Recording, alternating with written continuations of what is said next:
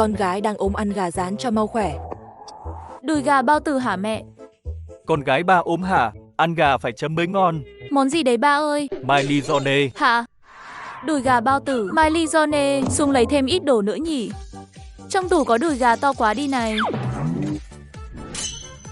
Lỗi do ba mẹ cách không kỹ, không phải lỗi tôi nha. Giờ mời các bạn ăn gà rán với mình nhé. Chấm ngập sốt nữa. Sốt Maializone. Đã quá đi.